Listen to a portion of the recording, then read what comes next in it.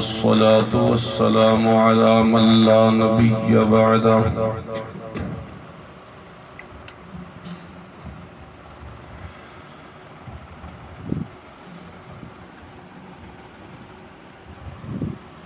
أما بعد فأعوذ بالله من الشيطان الرجيم بسم الله الرحمن الرحيم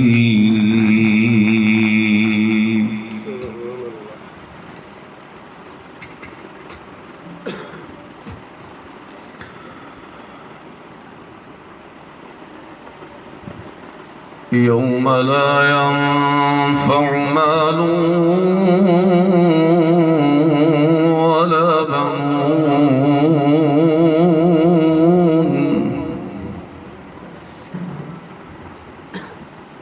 إلا من أتى الله بقلب سليم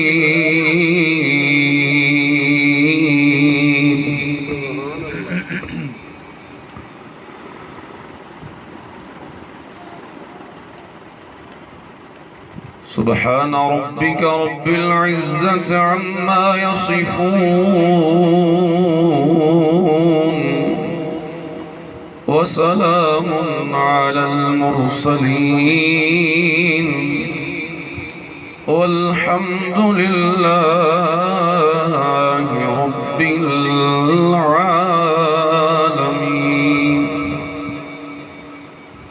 اللهم صل على محمد وعلى آل محمد كما صليت على إبراهيم وعلى آل إبراهيم إنك حميد مجيد. اللهم بارك على محمد وعلى آل محمد كما باركت على إبراهيم وعلى آل إبراهيم إنك حميد مجيد. سبحانك لا علم لنا إلا ما علمتنا إنك أنت العليم الحكيم.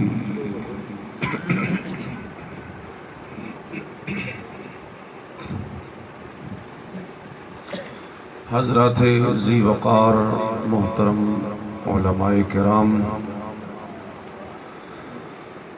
اور میرے معزز سامعین،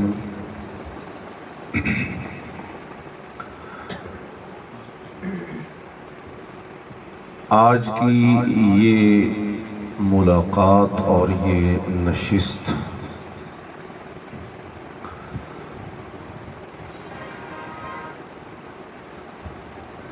دعوت قرآن و سنت کے حوالے سے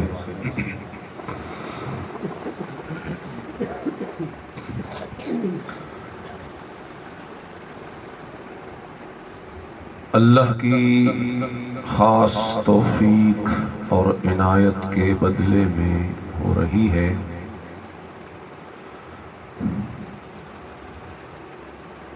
میں کوشش کروں گا کہ مختصر وقت میں کچھ ایسی باتیں آپ کے گوشے گزار کروں کہ جن باتوں کے سننے، کرنے اور سمجھنے کے بعد ہمارا یہاں جمع ہونے کا مقصد پورا ہو جائے.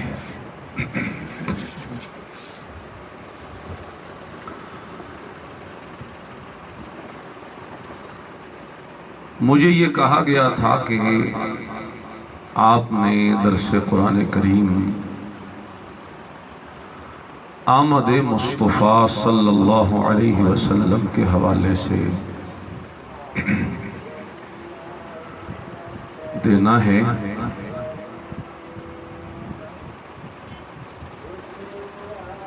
کیونکہ آگے جو مہینہ شروع ہو رہا ہے یہ مہینہ بھی تو جناب نبی کریم صلی اللہ علیہ وسلم کی آمد کا مہینہ ہے، تو اس کی مناسبت سے بھی کچھ بات انشاءاللہ کروں گا۔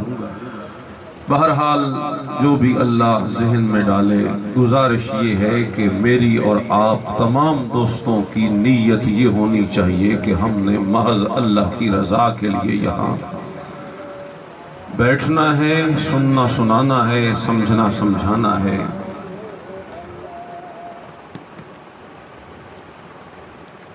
کیونکہ بغیر اللہ کی رضا کے اور بغیر اس نیت کے انسان کا کوئی عمل بھی اس کے حق میں بہتر ثابت نہیں ہو سکتا۔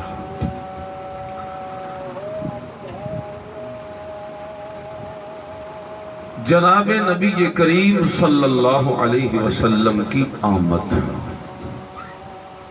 ظاہر بات ہے آمد کا مطلب ہے آنا، آنے والا جو بھی آتا ہے کسی نہ کسی مقصد کے تحت آتا ہے۔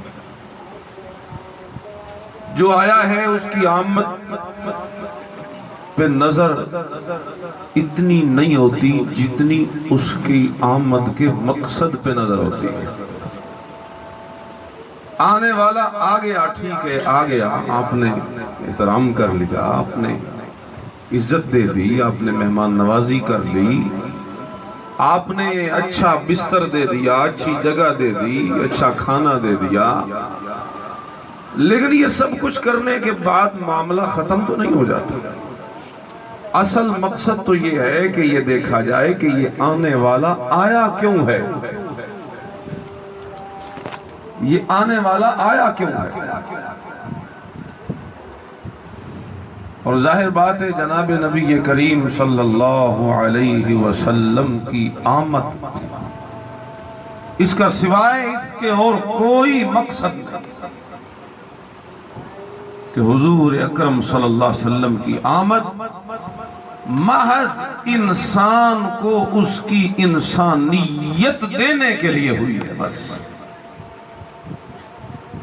انسان تو تھے، شکلیں تو تھیں، ڈھانچے تو تھے، لیکن جاہلیت کے اس زمانہ کی وجہ سے کیا حالت ہو چکی تھی ان انسانوں کی کہ انہیں محض ڈھانچے اور شکل کے انسان تو کہا جا سکتا ہے، لیکن ان کے اندر انسانیت نہیں۔ حضور اکرم صلی اللہ علیہ وسلم کی آمد محض اسی مقصد کے لیے ہوئی ہے، جیسا کہ اللہ کریم قرآن کریم میں فرماتے ہیں ما ارسلنا من قبلک من رسول الا نوحی الیہ انہ لا الہ الا انا فاعبدون۔ بس یہی ہر نبی کی آمد کا مقصد تھا کہ وہ دنیا میں جائے اور انسان کہلانے والوں کو انسانیت کا سبق دے، کیونکہ انسانیت اسی چیز کا نام ہے کہ انسان شکر گزار ہوتا ہے، ناشکرا انسان کامل نہیں ہو سکتا۔ یہ کتنی بڑی ناشکری ہے کہ سب کچھ اللہ دے اور اللہ پیدا کرے پالے، لیکن پھر اللہ کا شکر نہ ہو، تو یہ ناشکری۔ تو ہر نبی کی آمد اسی مقصد کے تحت، حضور بھی اسی مقصد کے تحت تشریف لے۔ اور آپ کو پتا ہے کہ کسی کو انسان اگر بنانا ہو، انسانیت دلانی ہو، اصلاح کرنی ہو، بگڑے ہوئوں کو سنوارنا ہو، تو ظاہری قوانین، زور اور ڈنڈے کے بنیاد پہ سختی اور یہ چیزیں عارضی اصلاح ہوتی ہے، عارضی۔ جتنے تک وہ ڈنڈا سر پہ ہے تو کوئی آپ کی بات مانتا رہے گا، اور اگر وہ ڈنڈا آپ نے ہٹا لیا ہے، وہ جو نافذ قانون ہے اس میں اگر کوئی سستی ہو گئی ہے تو ان لوگوں کو تو پھر آزادی مل جائے گی۔ مستقل اصلاح جو ہوتی ہے وہ تب ہوتی ہے جب قوانین کے ساتھ ساتھ ان لوگوں کے دلوں کو بدلا جائے۔ جب تک بات دل میں نہ اتاری جائے، دل کی اصلاح نہ کی جائے، دل کو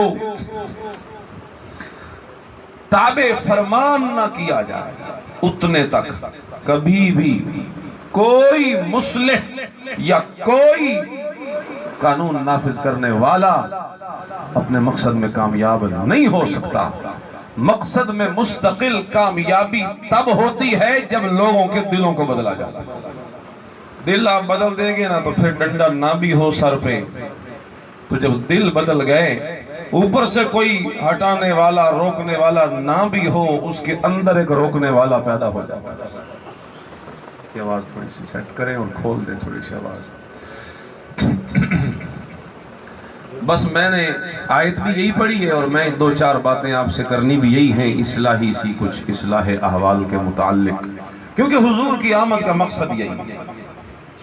اب میں آمد شروع کر دوں، حضور آئے تو کیا ہوا دنیا، اگرچہ وہ ذکر مصطفیٰ ہے، برکت سے خالی نہیں، لیکن اس کا ہماری عملی زندگی سے کوئی تعلق نہیں۔ اگر میں آپ کو یہ سناؤں کہ حضور اتنے حسین تھے، حضور اتنے جمیل تھے، حضور آئے تو یہ ہو گیا وہ ہو گیا، تو کیا ان باتوں کو سن کے آپ نمازی ہو جائیں گے؟ کیا ان باتوں کو سن کے آپ کی عملی زندگی میں کوئی تبدیلی آ جائے گی؟ نہیں، عملی زندگی میں تبدیلی تب آئے گی جب حضور کی آمد کے مقصد کو سامنے رکھا جائے۔ یہ آنے والا آ تو گیا لیکن آیا کیا؟ بہرحال آئے اس لیے کہ انسانیت کے دلوں کو بدلیں، وہ دل جو ظلمت کے گہوارے بن چکے۔ ظاہر بات ہے پھر یہ جو دل ہوتا ہے نا انسان کا، اسے بدلا تو جا سکتا ہے نا، کیونکہ دل کی یہ ایک خاصیت ہے کہ یہ ایک حالت پہ قائم نہیں رہتا، کبھی کسی حالت میں ہوتا ہے تو کبھی کسی حالت میں ہوتا ہے۔ سرے دست جو میں آپ کے سامنے بات خلاصے کے طور پہ عرض کر رہا ہوں وہ یہ ہے کہ دل 6 مختلف حالات سے گزرتا ہے۔ کتنے حالات؟ 6 حالات۔ اللہ اللہ، سب سے پہلے 2 حالات دل کے وہ یہ ہیں کہ دل کبھی زندہ ہوتا ہے تو کبھی مردہ ہو جاتا ہے۔ دل کبھی زندہ ہوتا ہے تو کبھی مردہ ہو جاتا ہے۔ اس میں کوئی شک نہیں کہ حضور سے آنے سے پہلے لوگوں کے دل مردہ ہو چکے۔ اب حضور تشریف لائے تو آئے ہی اسی لیے کہ ان مردہ دلوں کو زندہ کیا جائے، سوائے اس کے حضور کی آمد کا کیا مقصد ہو سکتا ہے؟ اللہ اکبر کبیرہ۔ اور پھر کامیابی بھی اسی کے لیے جو زندہ دل ہو، وگرنہ اگر دل انسان کا مردہ ہے تو یہ ڈھانچہ پھر کس کام کا ہے؟ اور دل کی حیثیت بھی انسان کے وجود میں وہی ہے جو لشکر کے اندر بادشاہ کی حیثیت ہوتی ہے۔ یہ میرے سارے اعضاء، ہر انسان کے جسم کے تمام اعضاء یہ لشکر ہے، اس لشکر کا بادشاہ کون ہے؟ دل ہے، دل۔ چلو آپ کے سامنے ٹرین گزرتی ہے، آپ کو وہ مثال دے دوں، آگے انجن ہوتا ہے، پیچھے ڈبے ہوتے ہیں۔ انجن جو ہے یہ دل ہے اور ڈبے جو ہیں یہ باقی پورے جسم کے اعضاء۔ اب انجن جدھر لے کے جائے گا ڈبے ادھر ہی جائیں گے نا جی۔ یہ تو نہیں ہو سکتا کہ انجن اور طرف چلے اور ڈبے اور طرف چلے۔ سمجھ آ گیا مثال سے، دل اگر درست ہے، زندہ ہے، سلامت ہے تو انسان کے وجود کے تمام اعضاء درست کام کریں گے، اور اگر دل ہی مردہ رہے تو کوئی کام بھی انسان کا دنیا میں ثمر نہیں۔ اب میری یہ تمہیدی باتیں آپ نے سن لی، اب وہ حضور پاک صلی اللہ علیہ وسلم کی حدیث بھی آپ کو بڑی سمجھ آ رہی ہوگی، جو میرے نبی علیہ السلام نے فرمایا کہ انسان کے جسم میں ایک لوتھڑا ہے گوشت کا، اگر وہ ٹھیک رہے تو سارا بدن ٹھیک